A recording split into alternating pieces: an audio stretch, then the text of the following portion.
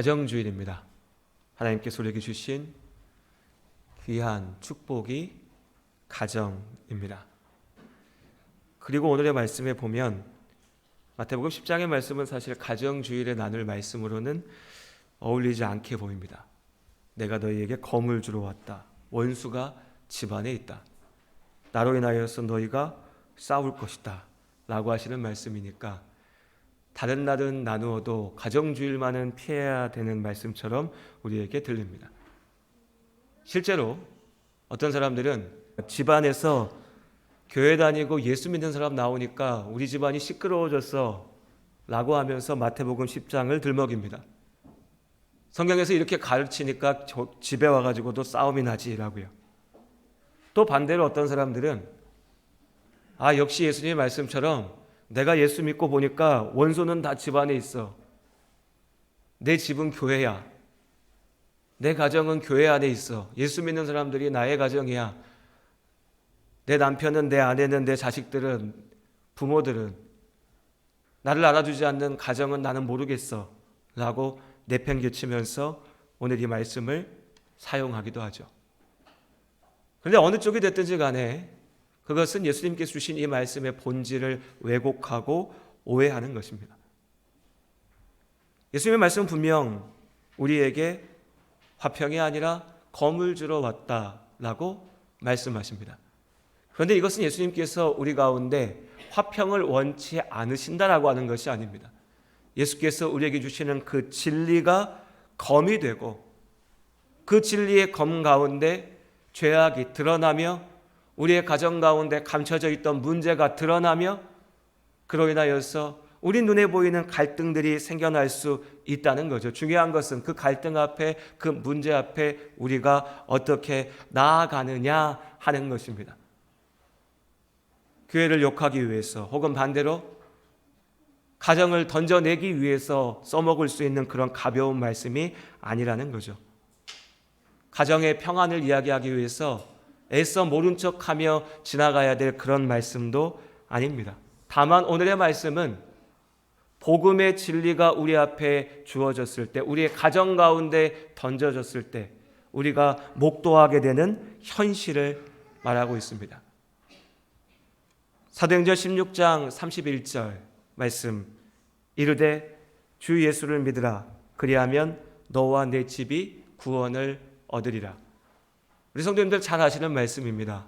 언젠가 어디선가 한 번쯤 들어봤을 그런 말씀이죠. 이 구절을 집에 딱 액자로 만들어서 걸어두신 분들도 여럿 계십니다. 주 예수를 믿으라. 그리하면 너와 내 집이 구원을 받으리라. 이 말씀이 어떤 맥락에서 주어졌는지를 우리가 기억하는 게 필요할 겁니다. 두 번째 전도 여행에서 바울과 그를 따르는 그와 함께하는 전도팀이 주의 복음을 전하다가 감옥에 갇히게 되죠. 정확히는 바울과 실라가 감옥에 붙들리게 됩니다. 하나님께서 하나님의 능력으로 지진을 일으키셨고 감옥 문이 열리고 도망칠 수 있었으나 그래서 모든 죄인들이 도망친 줄 알고 그 감옥을 지키던 간수는 이제 나는 끝장났다. 내 인생 망했다.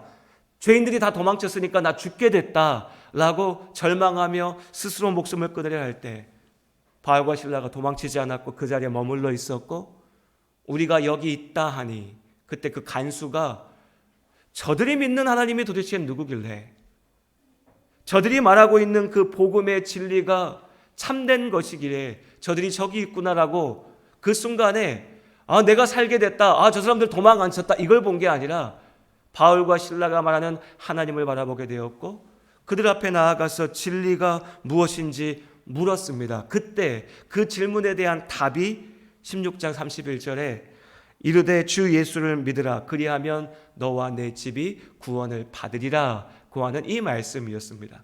그리고 이어지는 말씀에 보면 이 말 그대로 바울이 선포했던 이 말 그대로 이 간수가 예수 그리스도의 복음을 믿게 되었고 거기서 그치지 않고 바울과 실라를 자신의 집으로 초대하였고 그 집에서 주의 복음이 선포되었고 그와 그의 온 집이 모든 가족이 예수를 믿고 하나님 앞에 나아오게 됩니다. 이 사건을 바라보면서 우리가 동일한 마음을 갖습니다. 아, 나도 또 내 집도 구원을 받았으면 좋겠다. 온 집이, 온 가정이 하나님 앞에 함께 한 마음으로 예배 드릴 수 있었으면 좋겠다라고요. 성령의 역사가 나타나서 우리도 그렇게 예수 믿으면 좋겠다라는 바람이 우리 모두의 마음속에 있습니다. 그런데 우리의 현실은 앞서 말씀드린 것처럼 예수님의 말씀처럼 주의 복음이 던져졌을 때에 그 말씀이, 그 진리가 검이 되어서 갈등이, 다툼이, 불화가, 원망과 미움이 가정 가운데 나오게 되죠. 그럼 왜 사도행전 16장에 이 간수의 집에는 은혜가 이렇게 넘쳤는데 우리의 집에는 이렇게 갈등이 있을까라고 생각해 보면 그 간수의 집에 사도행전의 그 상황 속에 주어졌던 특별한 모습들이 있습니다. 물론 성령 하나님께서 주관적으로, 주권적으로 역사하셨죠. 이게 가장 큰 이유일 겁니다. 그리고 또 한 가지 이유는요, 그 당시에 이 사회의 모습은, 고대 사회의 모습은 가장의 권위가 극단적으로 존중받고 인정받는 사회였습니다. 무슨 얘기냐? 그 집안에 아버지가 가서 나 오늘부터 예수 믿는다라고 선포하면 아내도 자녀들도 그 집 식구들은 두말할 것 없이 우리 아버지가 교회 다니셔? 아, 그럼 우리도 다음 주부터는 교회 가는 거지 라고 하는 그런 사회였다는 거죠. 아마 우리 성도들 가운데서는 어린 시절에, 젊을 때에 그런 집안의 분위기를 경험하신 분들 많이 계실 겁니다. 아버지가 한 말씀 하시면 그게 맞든 틀리든 옳든 그르든지 간에 집안 식구들이 다 그 말 앞에 일단은 고개 숙이고 들어야 했던 상황들이요. 그런 상황이었으니 이 집안의 가장인 아버지가 나 오늘부터 예수 믿는다, 하나님은 살아계신다라고 고백하면 그 집이 다 예수를 믿는 거죠. 말 그대로 너와 내 집이 다 하나님 앞에 나오는 겁니다. 자, 그런데 우리의 상황들은 어떻습니까? 우리 아버지들은 어떠십니까? 집에서 얘기하면 자식들이 내 아버지하고 듣습니까? 모른 척 하시면서 눈 감고 계시지 마시고, 아버지 되신 우리 성도님들, 집에서 야, 아빠가 말하는데 너희가 이렇게 들어야지 라고 하면 다 듣습니까? 아마 10중 8구는 잘 안 들을 겁니다. 일단 옆에 있는 아내들부터 잘 안 들을 거고요. 자녀들은 말할 것도 없고요. 어머니들은 어떠십니까? 요즘엔 아버지들보다 어머니들 말이 좀 더 힘이 있죠. 보통 가정들에서. 근데 그것도 마찬가지죠. 좀 좋은 남편들이나 부인 말 들어주지 자식들은 아예, 그렇죠. 그러니 어릴 적에야 모르지만 중고등학생만 돼도 아예 이제 20살 넘어서 성인 되면 나도 어른인데 아버지 어머니가 왜 나한테 뭐라고 해? 왜 내 인생 상관합니까? 라고 따지고 안 들면 다행이죠. 그러니 우리의 상황 속에서는 내가 예수 믿는다고 우리 집이 다 예수 믿는다고 하는 것 너무나 어려운 일입니다. 우리가 다 바라지만 그렇게 되지 않죠. 오히려 예수 믿자, 우리가 같이 하나님 앞에 있기 원한다라고 말 꺼내면 그 말이 싸움거리가 되고 그 말이 갈등과 불화의 원인이 되죠. 남편은, 아내는 아니 당신이나 교회 다니지 왜 나까지 귀찮게 해? 라고 따지기 십상이고, 자식들은 아 우리 엄마는 우리 아빠는 왜 교회 다닌다고 나한테까지 이렇게 해? 혹은 어릴 적에는 주일학교에서 엄마 아빠 손잡고 교회 잘 다니던 아이들이 중학생 되면, 고등학생 되면 이제 우리 말로 머리가 커져가지고 아 이것도 억압이고요, 이것도 인권 탄압이고요, 왜 나의 자유를 보장하지 않느냐고 따지고 들죠. 그러면 어떡합니까? 어느 순간에 우리는요 조용히 입을 다물게 됩니다. 예수의 이름을 말하지 않게 됩니다. 그냥 나 혼자 교회 가서 나 혼자 예배 드리고 주여 주여 이것 좀 해결해 주십시오라고 그냥 머리 조아리고 있는 것이 최선이지 더 이상 우리의 가정에서 예수를 말하지 않습니다. 왜요? 갈등이 생기니까, 문제가 생기니까요. 그렇죠. 누구라도 화평을 원합니다. 누가 싸우고 싶겠습니까? 하물며 집에서. 밖에서야 싸우고 떠나버리면 그만이지만 내가 날마다 돌아가야 되고 날마다 머물러야 되고 자야 되고 살아야 되는 내 집에서 싸움이 나고 갈등이 나고 큰 소리가 나는 건 다 싫죠. 누구라도 마찬가지입니다. 정상적인 사람이라면 관계 가운데 어려움이 생기는 것을 좋아할 리가 없죠. 우리 모두가 마음속에 화평에 대한 욕구가 있습니다. 평안하고 싶은 거죠. 그런데 이 욕구가요, 어떻게 발현되냐면 어떤 문제가 있을 때에 그 문제를 해결하기 위해서 나설 때라도 처음에는 그래 그거 진짜 잘못된 거야 그거 고쳐야 돼 라고 얘기했던 사람이요, 이제 그렇게 문제를 고치려고 하니까 문제가 생긴 데는 이유가 있지 않습니까? 보통 그래요. 사회에서 문제가 생기는 데는 분명 이유가 있습니다. 누군가는 그 문제 때문에 이득을 보고 있는 거죠. 그럼 어떻습니까? 분명히 잘못된 건데 문제인 것인데 그 문제 때문에 이득 보고 있는 사람은 성질을 내요. 목소리가 커집니다. 왜 이걸 갖고 그러냐? 잘 살고 있는데 왜 이걸 들춰내냐? 소리 지르고 싸우죠. 덤벼듭니다. 그럼 어떻게 됩니까? 나머지 많은 사람들이요, 어느 순간에 이렇게 얘기하기 시작해요. 그냥 조용히 있지. 그냥 뭐하러 문제를 만들어? 그냥 하던 대로 하면 되는데 왜 굳이 사단을 만들어 갖고 이렇게 시끄럽게 만들어? 악한 사람, 문제를 만드는 사람, 그 잘못된 문제를 통해서 이득 보는 사람을 나무라는 게 아니라 문제가 문제라고 말하는 사람, 잘못을 잘못이라고 말하는 사람을 오히려 탓합니다. 왜요? 조용히 있으면 좋은데, 화평하면 좋은데 왜 시끄럽게 만드냐는 이유로 그렇게 다들 입 다물라고 얘기하죠. 그것이 평화라고, 그것이 평안이라고, 큰 문제 없이 조용히 사는 것이 좋다라고요. 화평은 좋은 겁니다. 평안은 우리에게 필요한 거죠. 그러나 거짓으로 만들어낸 화평은 역시 거짓일 수밖에 없습니다. 죄악 위에 쌓아놓은 평화의 탑은 분명히 무너질 수밖에 없는 거죠. 진리의 빛 앞에 어둠은 드러날 수밖에 없습니다. 오래전에 어떤 성도님과 대화를 나눈 적이 있어요. 참 좋은 분이에요. 인간적으로 참 좋은 분입니다. 그런데 이분의 중요한 인생의 기준 중에 하나는 뭐냐면 싸우면 안 된다는 거예요. 다투기 싫다는 겁니다. 그러니 좋은 사람이죠. 남한테 상처 주는 말 안 하고요. 어렵고 힘든 상황을 만들려고 하지 않습니다. 내가 조금 손해보고 내가 조금 참고 내가 그냥 넘어가면 되지 어려운 문제 만들려고 하지 않아요. 그러니까 누구라도 이분 만나면 좋아해요. 저도 그분과 대화하니까 좋아요.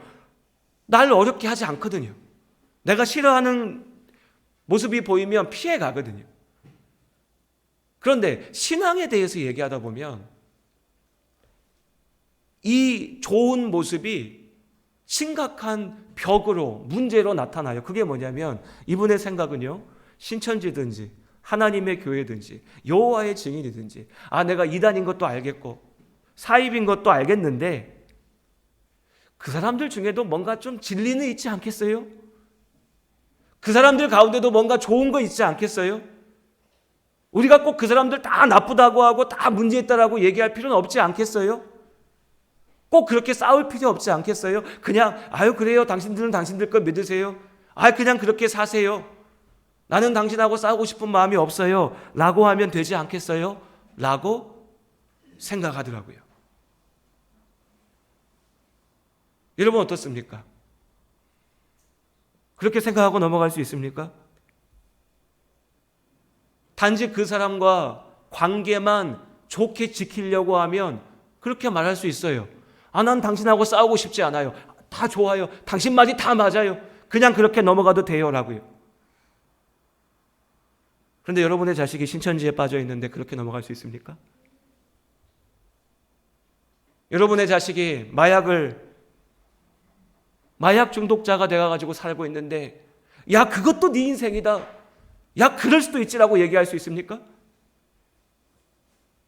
나의 부모가 사기꾼에게 넘어가가지고 인생을 다 말아먹고 있는데, 그것도 아버지가 선택하신 삶이십니다. 그렇게 살 수도 있지요. 나는 존중합니다라고 말할 수 있습니까? 그런데 많은 사람들이 가정의 평안을 지킨다는 그 목적 아래에 수많은 거짓과 죄악과 타협합니다. 입을 다물고 눈을 감습니다. 모른 척합니다. 그냥 넘어갑니다. 그 결과가요, 겉으로는 그럴듯하지만 속으로는 병든 가정들이 생겨납니다. 가짜 평화니까, 가짜 화평이니까. 문제를 해결하는 것이 아니라 문제를 감추는 거니까요. 집을 청소해야 되는데 제일 먼저 해야 되는 건 뭡니까? 집안에 더러운 것들을 다 끄집어내가지고 버려야죠. 그런데 집 청소한다고, 손님 온다고 하면서 방에다가 더러운 거 다 집어넣어놓고 문 딱 잠궈놓고 손님 오면 저 방은 들어가지 마세요. 이걸 청소하는 게 아니죠. 그냥 그렇게 보이는 거죠. 믿음 안에 살아가는 우리 성도님들, 우리의 가정이 어떻게 세워져 가고 있습니까? 나의 삶이 어떻게 세워져 가고 있습니까?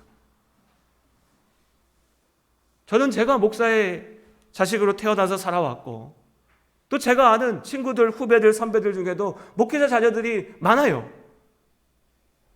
그런데 그 가운데 병든 이들이 너무나 많아요.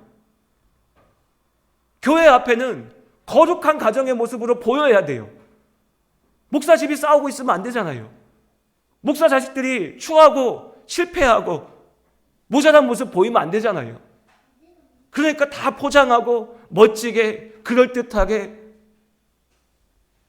그러니까 어떻게 됩니까? 목사 자식들이요, 어디 가서 연기하는 것만 잘해요.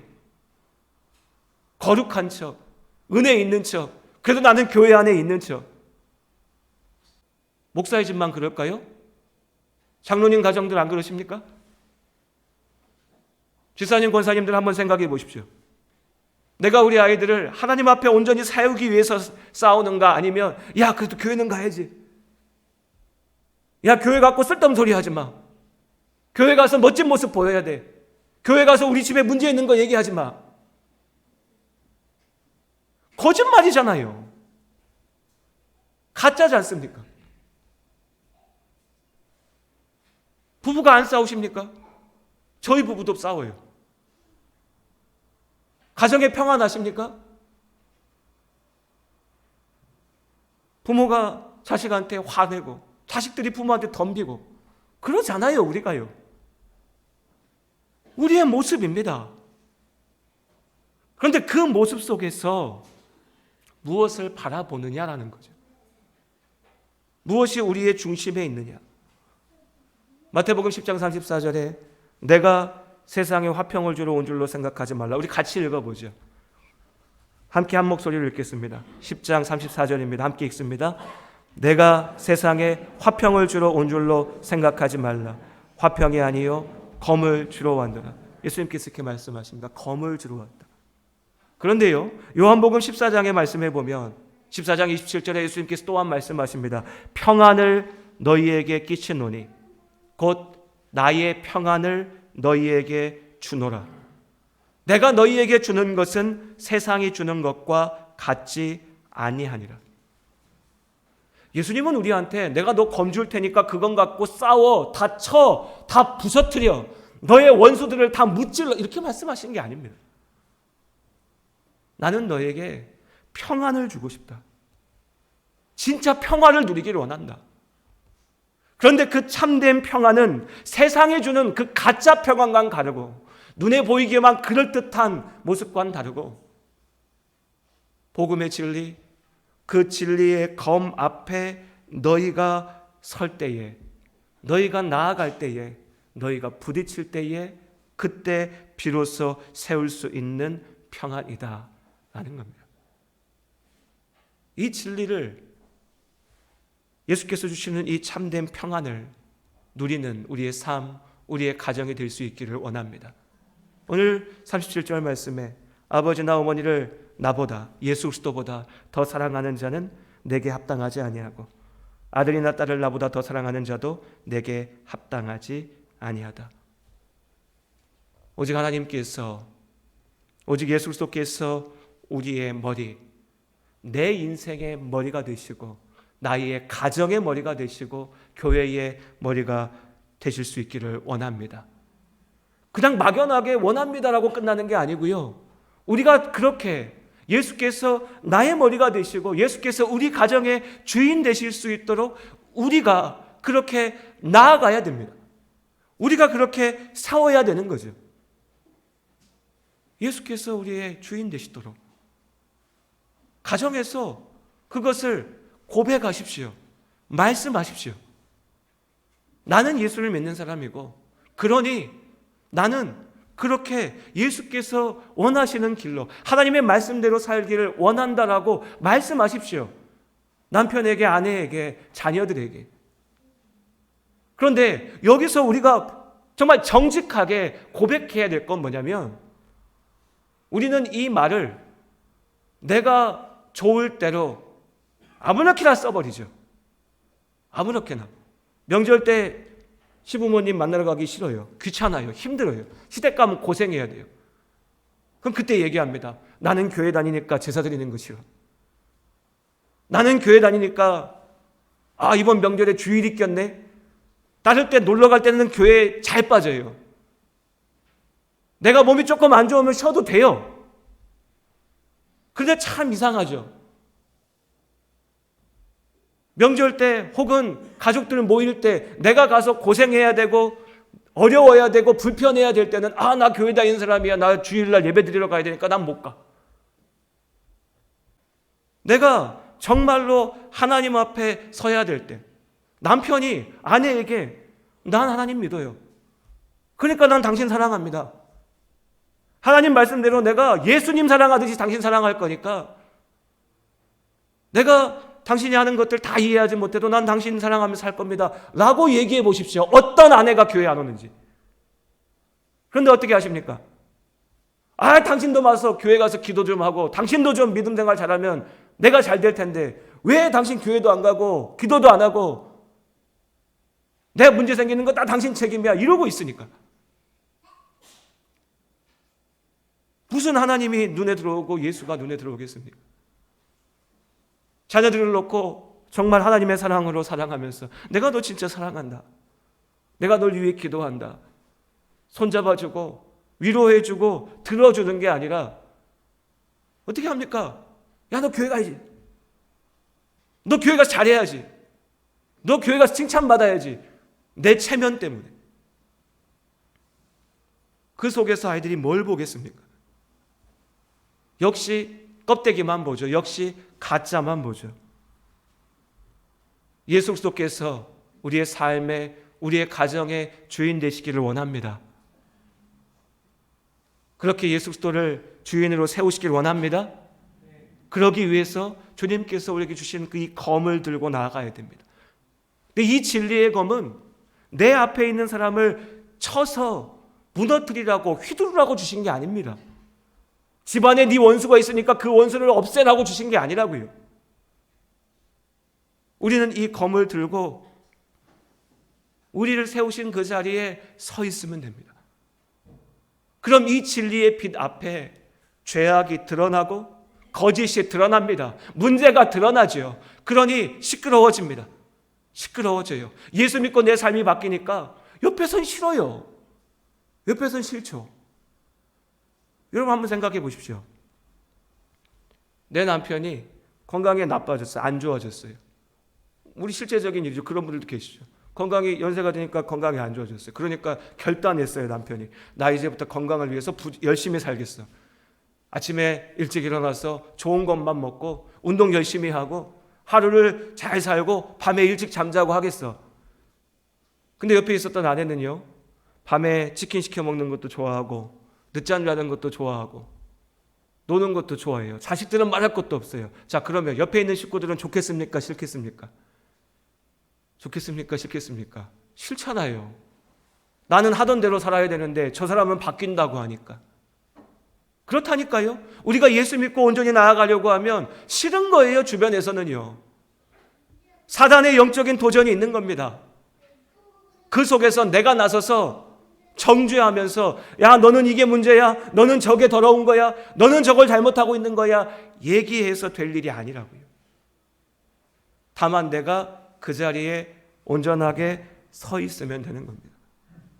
예수의 이름으로 내가 정죄하고 박해하는 게 아니라 예수 믿는 나의 삶으로 보이면서 그들이 그 빛 가운데 내 안에 있는 어둠을 보게 하면 되는 겁니다.